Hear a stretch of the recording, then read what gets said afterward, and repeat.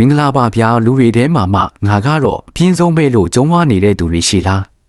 အဲ့ဒါဆိုရင်တော့အခုပြောပြမဲ့တတဝါတွေကိုကြည့်ပြီးမှဆုံးဖြတ်ပါလို့ပြောချင်ပါလေသူတို့ကတော့ကဘာပေါ်မှာအပြင်းဆုံးနဲ့အနွေးဆုံးလက်ကျင်ကြီးတွေပါပဲပထမဆုံးတစ်ကောင်ကတော့လူတိုင်းသိရဆိုစတော့ပါသူတို့ဟာတစ်နေ့ကို15နာရီကနေနာရီ20အထိအိပ်ဆက်တတ်ကြပါလေသူတို့ရဲ့အငြင်းနှုန်းကတစ်နာရီမှာ3.5မိုင်ပဲရှိပါတယ်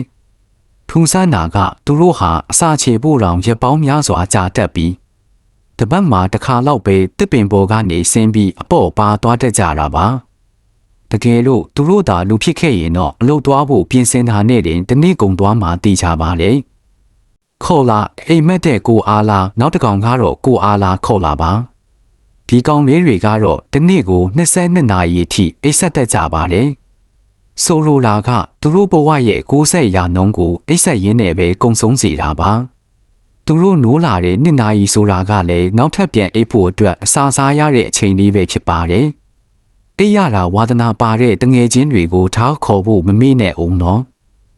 CN-mon လှုပ်တော်မလှုပ်တဲ့အကောင်နောက်ဆုံးတစ်ကောင်ကတော့ရေအောက်ထဲကပင်လယ်မော်ပန်း CN-mon ပါ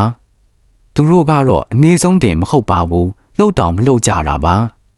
ကျောင်းဆောင်ပေါ်မှာကတ်နေပြီးရေစီးနဲ့ပါလာတဲ့အစာတွေကိုပဲပါဆက်ဟာပြီးစောင့်နေကြတာပါဘဝကိုအပင်မခံပဲကန်တရားအတိုင်းရှင်တန်နေတဲ့သူတွေပေါ့ဗျာအနည်းမြင့်သားခရုနောက်တစ်ကောင်ကတော့ခရုစနေအုပ်ပါခရုတွေဟာတစ်စက္ကန့်မှာ1.3 စင်တီမီတာပဲသွားနိုင်ပါတယ်သူတို့ဟာအရဲနှင်းလွန်းလို့အိမ်ရှိကနေအိမ်နောက်ဘက်ကိုသွားဖို့တောင်ရက်ချီပြီးကြားနိုင်ပါတယ်ဒါပေမဲ့သူတို့မှာထူးခြားတဲ့အစွမ်းတစ်ခုရှိပါတယ်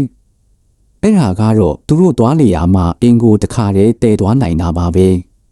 ဟိုတယ်ခပေးစရာမလိုတဲ့ခရီးသည်တွေပေါ့ဗျာနောက်ဆုံးတစ်ကောင်ကတော့လက်ထွက်ဆရီပါသူတို့ဟာလည်းအရန်နေပါတယ်ဒါပေမဲ့သူတို့ကအနည်းသွားပေမဲ့အသက်ရှည်တဲ့ဆိုတဲ့စကားအတိုင်းနှစ်ပေါင်း150ကျော်အထိနေထိုင်နိုင်ကြပါတယ်သူတို့ကတော့လောကကြီးမှာဘာတွေပဲဖြစ်နေငါကတော့ငါရှိန်နဲ့ငါအေးဆေးပဲဆိုတဲ့တွေးခေါ်သမားကြီးတွေပေါ့ဒီတတဝါတွေကိုကြည့်ပြီးတင်မာတတိယလဲတင်းတငယ်ချင်းတွေထဲမှာရောဒီလိုပဲနှွဲလုံးတဲ့သူတွေရှိလားရှိရင်ခမက်မှာချားကခေါ်ခဲလိုက်ပါအောင်ဗီဒီယိုလေးကိုသဘောကျရင် like share လုပ်ဖို့မမေ့နဲ့အောင်နော်